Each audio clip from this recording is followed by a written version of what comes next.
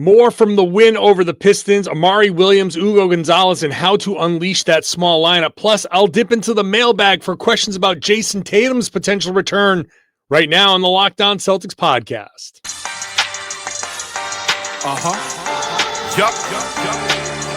Beantown, be ever ready. It's the C's. Who else could it be? What they gon' say now? Screaming like JT. Karalis, recap the madness every game, every practice. Primetime Depp and D White on the sideline. Rain and Jace, how it started, raising banners, how we finished. Locked on Celtics pod, home of the winners. Hey there, welcome back to the Locked On Celtics podcast, right here on the Locked On Podcast Network, where it is your team every day. Your team is the Boston Celtics, and I'll talk about them every Monday through Friday, a bonus podcast when they play on the weekends like Saturday night, tomorrow night, whenever you're listening to this, potentially in Minnesota, bonus podcast after that. So subscribe. The show gets dropped directly to your device. It's on YouTube. It's everywhere. It's free. Get into the comment section. Join me, John Karalis. If you're new, I'm the beat writer for Boston Sports Journal. I've been doing this podcast for 10 years, covering the team for 20. I've written a couple of books about the team as well. Today's show is brought to you by FanDuel. New customers, you get $5. You bet $5. If it wins, you get $300 in bonus bets. To use across the app, head over to FanDuel.com to get started. In the second and third segments, I'll be opening up the mailbag for this Friday post-Thanksgiving. If you celebrate Thanksgiving, hope you had a nice one. If you don't, hope you had a good Thursday. This podcast, a lot of people from outside the United States, people inside the United States who decide not to celebrate. It's all good. Whichever way you want to go is fine with me.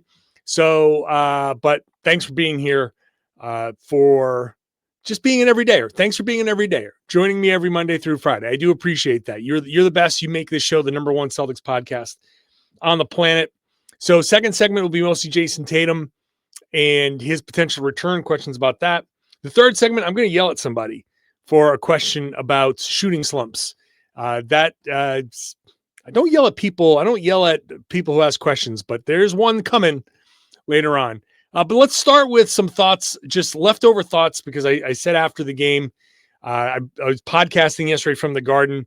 If you were watching that, wondering what that brick background was, it looks like I was in some, I was kidnapped or something. That was like one of the side back rooms of the TD Garden. And I just said, look, I had to podcast from there because that win was so big. I had to get the show up as soon as possible.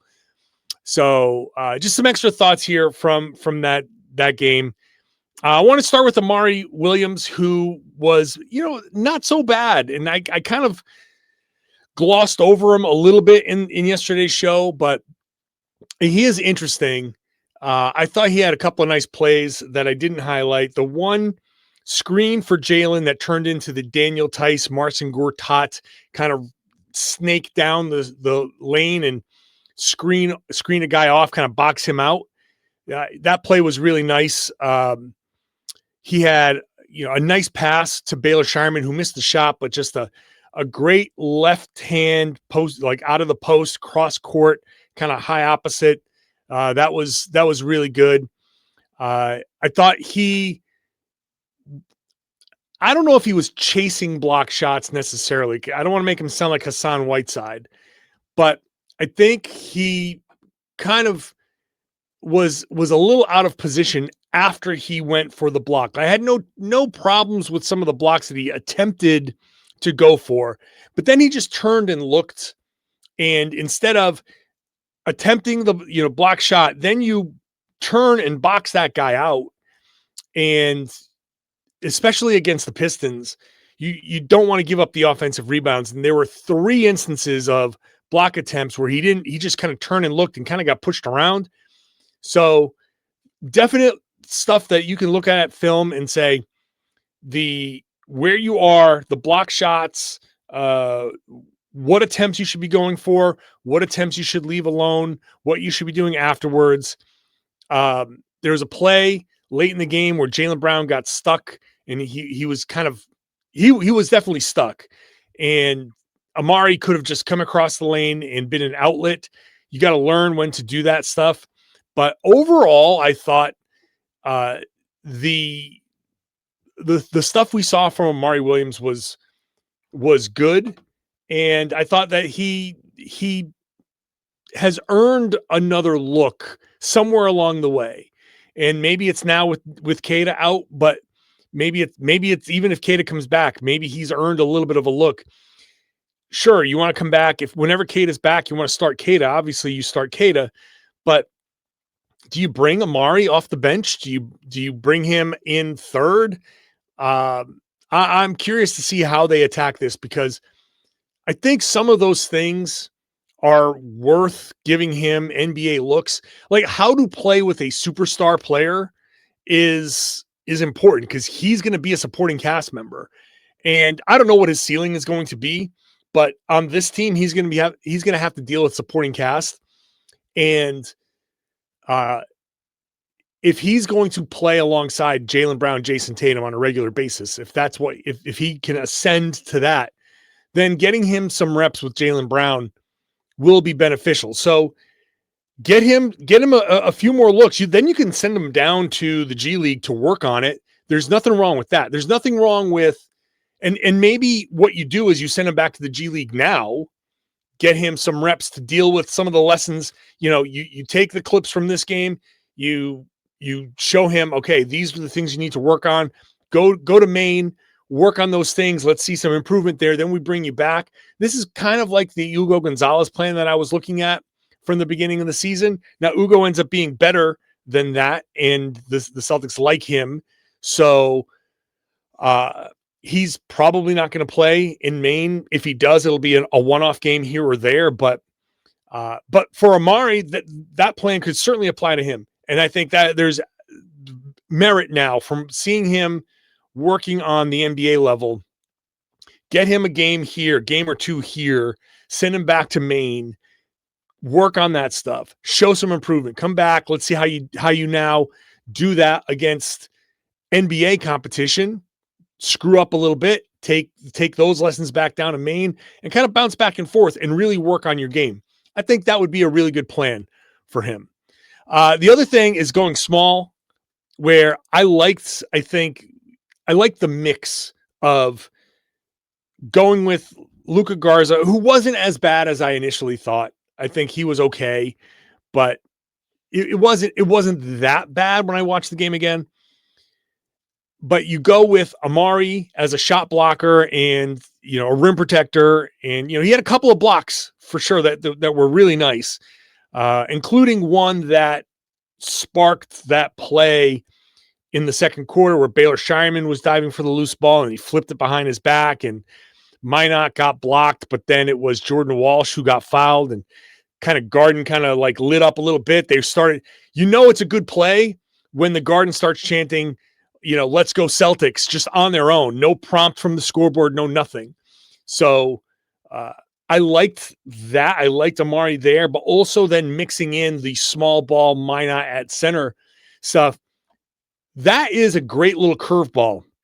So maybe it's not Amari. You go with Nimi when he's back and fully healthy, but maybe instead of Garza, depending on the matchup, it depends on the matchup. But maybe instead of Garza, you throw the small ball in there a little bit more, and it just becomes a complete change of pace. I always love comparing it to fastball pitcher, junk ball pitcher, and if you can kind of mix it up and you keep batters off guard, like, your fastball pitcher is your starter, your junk ball pitcher is your middle reliever, then you throw another fastball pitcher in there and then a junk ball pitcher after, you know what I mean? Like you get that back and forth, and it's hard for a team to kind of keep up with that. Maybe the Celtics have stumbled onto two distinct styles of play that they can unleash in the same game. You don't have to stay big. You don't have to do that. Maybe some games it's working and you have to really read the game and understand, like you have to adjust. Like you can go in there with a plan and then the game starts and you say, oh, okay, we're going to change the plan, but it's something to watch. I think there's something to that. So I'm just watching for that.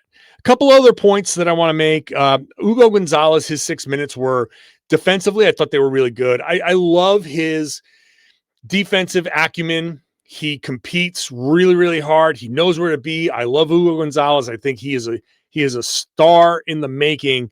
At least not like a Jayson Tatum or Jaylen Brown, but I think he's I can see him becoming like a Derrick White level star. And if that's what you get out of Hugo Gonzalez, then sign me up. Maybe he's better than that. Look, I'm done putting ceilings on guys. So I don't know what Hugo is going to become, but I think he has the potential to become, a Derrick White in a few years, and at least that type. So I thought that was good. And then the last thing I wanted to say, because I mentioned this at the end of the podcast yesterday, I'll bring up the foul at the end on Cade Cunningham. Stephanie White, who is the coach of the Indiana Fever, former coach of the Connecticut Sun, and former Indiana Fever player, she made the point, and a couple other guys, made points. I think Scal made a point similarly after the game, where when you're fouling, okay, you don't want to foul when somebody's facing the rim, okay, but you're going to at half court. You don't just do it, at half court and be like, here's the foul, because Cade had the ball up in his hands, and as soon as he felt it, he came and he was able to gather. She said, you do it on the downward dribble. Like, you could be up next to him and, hands up. And as soon as he dribbles, then you foul him, because he's not able to gather the ball. That's when you do it. So if you're going to foul when somebody's facing the rim in a situation where he could gather, you do it when he can't gather, when he's dribbling down on that downward dribble. I remember Marcus Smart talking about when he would go for that Cobra strike dive. He knew exactly the rhythm, the cadence, and when to strike and when to go for that dive. Same concept. So I do think that foul was correctly called. I do think that he was gathering, and Celtics got a little lucky that Cade had that miss, but Cade also had a turnover. The Celtics had great defense a couple possessions before where Cade turned it over. That was an incredible defensive play, but that's a very teachable moment. Foul on the downward dribble is a super smart way to put it. And that's how guys should be taught, and I think are taught, but they either forgot in that moment or what, but that has to be reinforced. Otherwise, you get what happened there, and you get 3 free throws on a half court, heave. So I just wanted to throw that out there. Okay. Mailbag questions are coming up next. We're going to start off with 3 questions on Jayson Tatum's potential return. I'll get to that when I come back.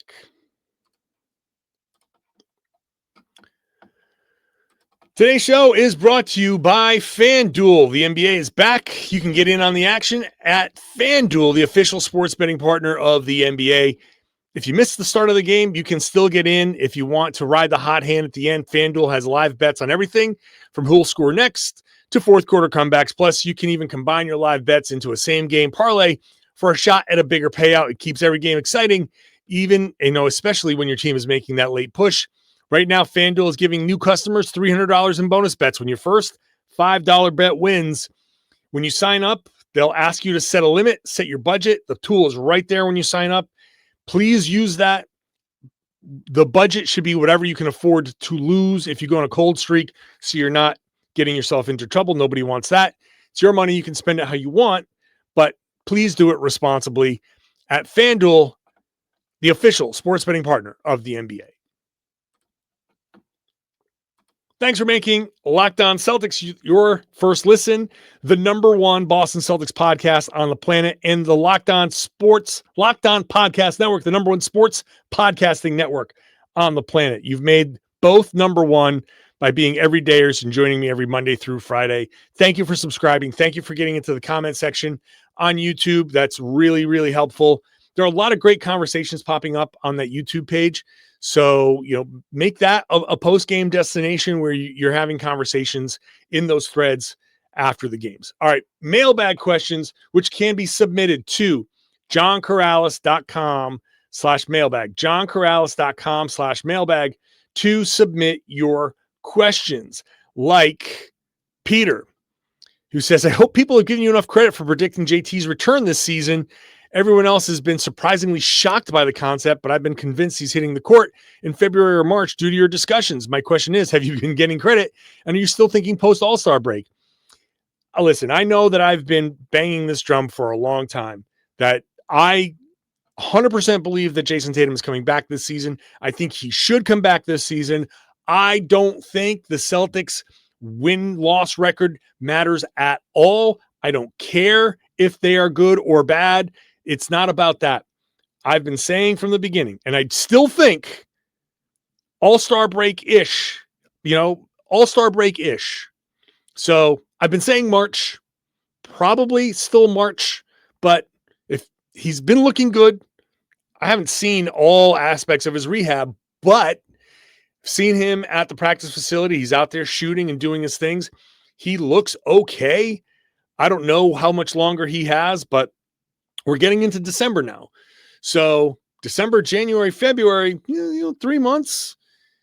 All-Star breaks in 2.5. It's not out of the question that you bring him back. And I think if he's ready to go, and again, let me be 100% clear to everybody, you're not rushing him. Do not rush him. When he is cleared by every doctor, every trainer, every coach, every shaman, every, whatever, day trader, every taxi driver, anybody that wants to chime in, go to every expert out there, which the Celtics already, I know they're going to do. Once he is cleared, then he will be able to play.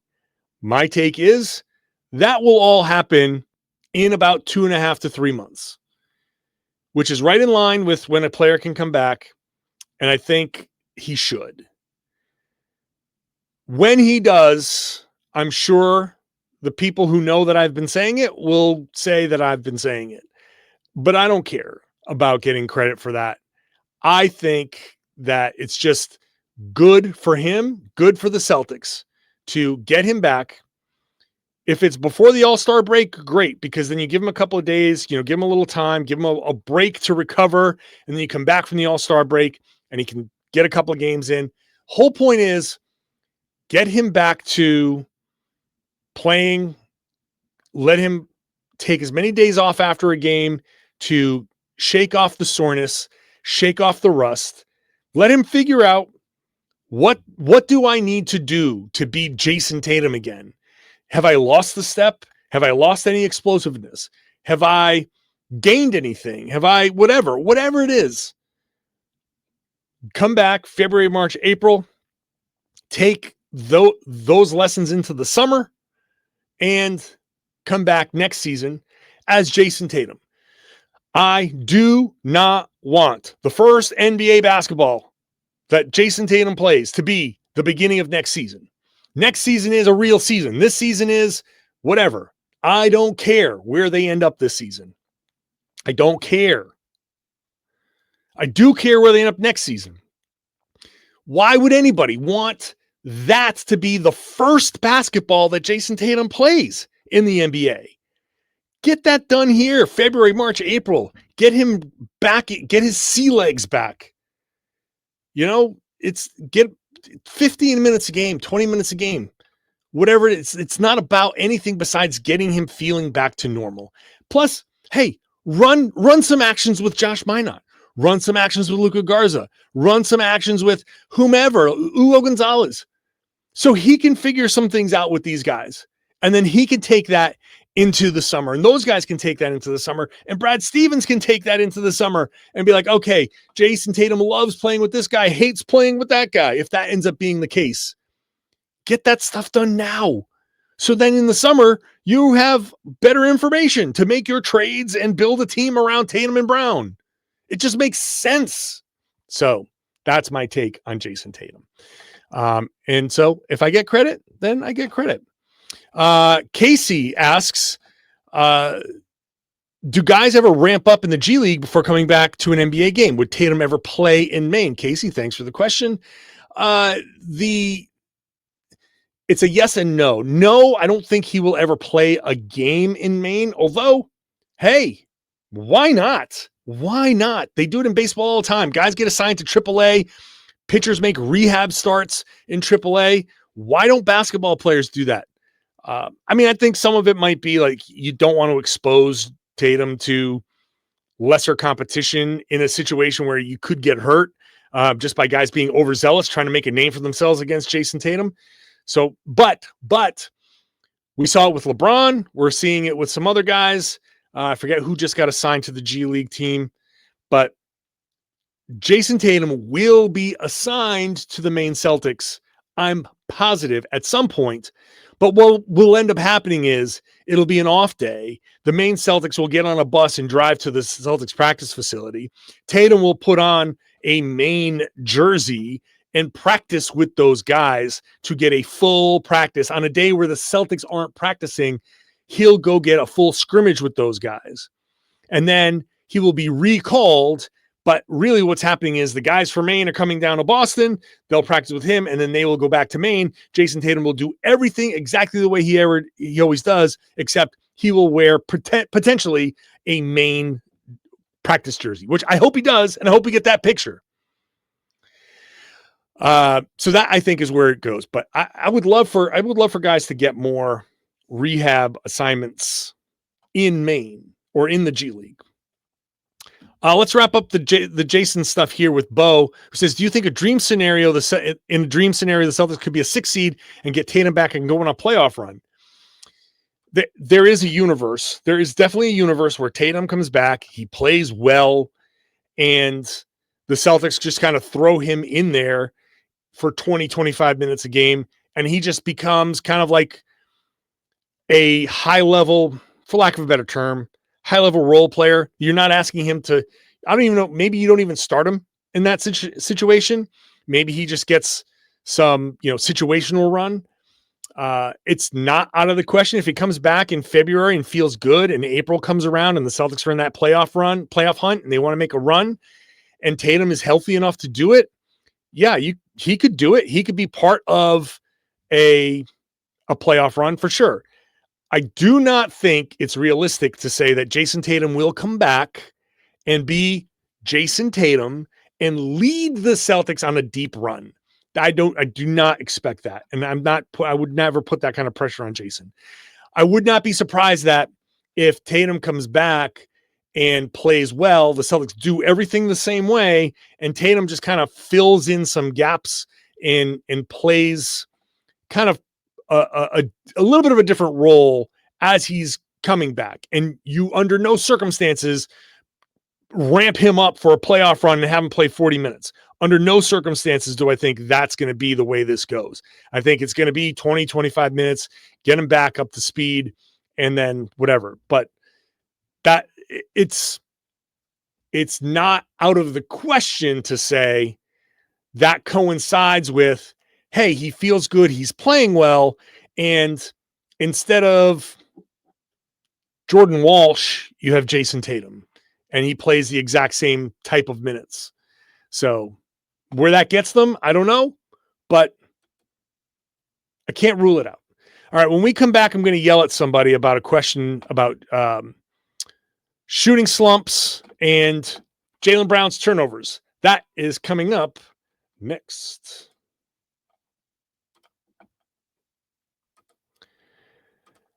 Today's show is brought to you by DoorDash. When somebody drops 50, you better be on DoorDash and you better have Dash Pass because you're going to get yourself a deal and the ultimate fan bag, potentially. It's something they call the bag drop. DoorDash is the official on-demand delivery platform of the NBA, and they're celebrating the season with the bag drop. When an NBA player scores 50, which we've seen a few times already, you'll get 50% off your next order on Dash Pass the day after it happens. You got to use the promo code NBA50 to get that. But if you use the the promo code NBA50, you get 50% off on DoorDash with Dash Pass, up to $10 the day after the 50-point game. You got to use that promo code NBA50. You're also going to be entered for something they call the Ultimate Fan Bag. It's player-inspired drip. It's exclusive gear. It's stuff you're actually going to want. So why not get yourself Dash Pass, get in the game here, And when somebody drops 50, because somebody's definitely going to drop 50% off the next day, up to $10, plus you're automatically entered for that bag drop. So use the code NBA50. There are terms that apply. There is no purchase necessary. This ends April 13th. It's open to U.S. residents 21 years or older. Visit DoorDashInYourBag.com for full details. DoorDash in your bag all season long. Thank you for making Locked On Celtics your first listen every day. Check out Locked On Fantasy Basketball. Josh Lloyd is the GOAT. He is the best at fantasy basketball podcast. He will give you all you need to know. Ads, drops, trades, everything. If you're serious about winning your fantasy league, you need Josh Lloyd in the Locked On Fantasy Basketball podcast. It's on the #1 sports podcast network on the planet, in the universe, the Locked On Podcast Network. Find it where you found this podcast. Back to the mailbag, where questions can be submitted at johnkaralis.com/mailbag. John asks, hi, John. Why is there such a stark difference between fouls called on shooters and on layups? Should there be more protect the shooter applied to layups? I understand that chase down blocks are highlights, but currently players are basically allowed to wipe out the offensive player during or shortly after a block, as long as they get a hand on the ball first. So, okay. I understand where this is coming from, because a guy goes up for a layup, you get blocked from behind, and then you get trucked, and you get sent into the stanchion or the first row photographer. And it's very easy to say, well, why is that less dangerous to somebody who lands on someone's foot? And I think part of it is that guys go into those situations preparing themselves for a fall. The deck has been cleared for them to fall. I haven't actually seen guys like they put the paddings on the stanchion. I haven't seen anybody hit that and be out for 3 weeks. There are obviously some freak accidents that have happened, like Sean Livingston, and but that's been like freak weird kind of scenario. I think generally speaking, and especially since they put the lanes for guys through, there's not as many photogs on the baseline, so they've kind of eliminated that. I think guys understand that you're preparing to get hit. You're preparing for that. So sliding under somebody's foot when you've jumped is actually a very dangerous play, because they've got nowhere to go. You've jumped, you got a guy sliding his foot under like Zaza did, and you land on that foot, you're turning your ankle almost every time. So there is just a higher risk for injury. There really is a higher risk for injury. I can't think of that many guys who have gotten hit on the layup and gotten hurt, but I have seen a lot of guys on landing spots get hurt and turn an ankle. So I do think that's a more dangerous play. So I don't think anybody wants protect the shooter applied to layup, because all that asks for is open layups. You're basically saying, well, you can't challenge any of the layups anymore. And so I don't think that's going to happen. So I get where you're coming from. I see those plays all the time, but the landing ones are actually more dangerous. Paul, I'm sorry for what's about to happen, but the question is phrased as such that you may expect. Here's the question. Why do you always say, quote, his shot will come? As far as I see it, they get paid to put the damn ball in the hoop. That's like saying a surgeon's steady hands will come. Enough excuses. Also, glossing over Jaylen's 8 turnovers was unhelpful. Superstars just don't do that. Okay, Paul. I think it's the tone of the question that makes me want to yell at you. So here, let's work backwards. Jaylen Brown had 8 turnovers recently. Superstars just don't do that, Paul says. Okay? Nikola Jokic this season, former MVP, has had 9 turnovers in a game this season. Also had 8, also had 6 and 5. Shai Gilgeous-Alexander did not have it this season, but last season he did. He hasn't had one this season, but he had 8 last season, a couple of games with 6 and with 5. Cade Cunningham in the MVP conversation has had 8 turnovers in a game. Giannis Antetokounmpo has had 7 turnovers in a game this season. And I haven't gone back to check anywhere else. Yes, superstars do that.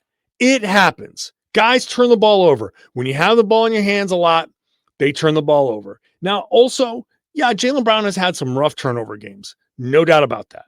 He has had a few games in his career where when he's turning the ball over, he really turns the ball over.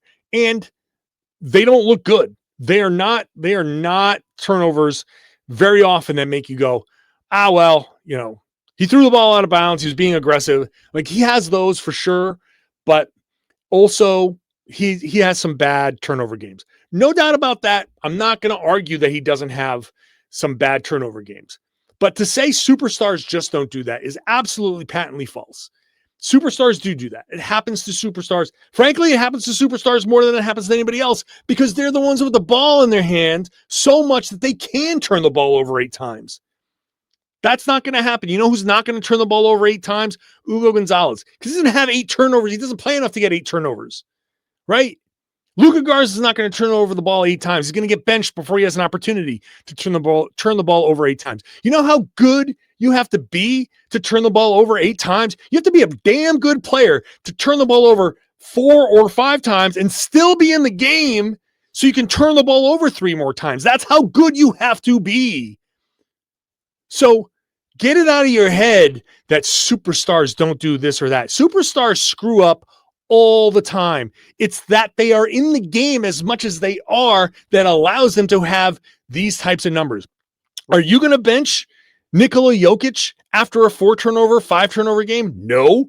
So he has a bad game, a bad turnover game. He's going to get 7, 8, and 9. He'll do it again because he's going to be out there 35 to 40 minutes and he's going to have that opportunity. So get that in your head. The other one is, why do you always say his shot will come? Comparing it to a surgeon's steady hands is so disingenuous. A surgeon's job is to have steady hands and to be precise every time. That's the expectation. Shooters in the NBA are expected to shoot and miss half the time. And sometimes those stretches happen. There is not a player who shoots regularly that doesn't go through a shooting slump. Every one of them goes through a slump. Now, we're going to say this may apply to Derrick White. So let's go to Derrick White. Why do I say his shot will come? Because I've seen him go through slumps before. I'm going to go back to January of last season, right? January 2025, where in 14 games he shot 32.8%. You know what he did in February? 46.4%. His shot will come. The next one was 35%. And then in April in 5 games, 42%. So he shot 38.4%, which is above average, which is good. It's not Steph Curry, but it's good. He's a good shooter. If he's going through a slump, his shot will come. In that January, he had, let's go through, let's see, 2 of 11, 0 of 6, 0 of 5, 1 of 7, 2 of 7. Those 5 of 16. Those are all consecutive games. A 2 of 4, 4 of 12, 1 of 3. Then all of a sudden, 4 of 10, 4 of 10, 3 of 6, 5 of 9, 6 of 12. His shot showed up. If you are a terrible shooter, I won't say his shot will come. But if you're a good shooter, if you have a history of hitting shots, then I'm going to say his shot will come. Yeah, his job is to make baskets. And in some games, he's going to make a lot of them. And in some games, he's going to make none of them or very few of them. And that's going to apply to all the good players. Every good player has bad shooting nights. Again, Shai Gilgeous-Alexander, the MVP, has had bad shooting nights. But his job is to put the ball in the basket, and sometimes he doesn't. There are guys, Kevin Durant, LeBron James, Michael Jordan, Larry Bird. They've all had rough shooting nights and slumps, rough shooting stretches. But we forget about those guys because when we go back in history, we think back and we say, man, this guy was awesome. And we forget all the bad stuff. But these guys, for some reason, they're held to this standard. I just want these guys held to a normal standard. That's it. The normal standard is, yes, make shots. And you're supposed to make shots. And an extended 15, 16 game slump, that's not good. That's bad. And I'll say it's bad. But I will also say his shot will come. And guess what happened against Detroit? His shot showed up in a big, big way. That's how basketball works. That's how basketball works. And I have no problem with people getting frustrated, but my problem is always when people treat the game or treat these athletes like they're not, first of all, not human, or that there isn't some, like, they're not based in reality. No one. Why would you ever expect someone to never have a slump? Every player goes through slumps. You have to let these guys work through it. And the guys who have proven to be good shooters, his shot will come. Just like Sam Hauser, his shot will. Peyton Pritchard's did. Pritchard will go through another slump. Everybody will go through another slump. Steph Curry goes through slumps. It happens all the time. I didn't even go check what Steph Curry's turnovers were. In fact, you know what? I'm going to wrap up the show by just looking. Let's just go. I haven't even seen what his turnovers are, but I'm going to go call him up right now since I'm here and see how many turnovers has he had in some of these games this season. He has a 7, a 5, a 5, a 5, a 4, a 4. So he's had some rough turns. He's had a 7 turnover game. Let's go to last season, see how many turnovers he's had. Oh, he had an 8 turnover game last season. 7, 6, 6, 5, 5, 5. Yeah, so Steph Curry, not a superstar. Because once you turn it over 8 times, you're not a superstar. Superstars just don't do that. Mailbag questions come into johnkaralis.com/mailbag. If you're nice in the question, I'm nice to you. But if you're phrasing the question like that, you'll get a response in kind. But feel free to submit your questions, and I will answer as many of them as I can.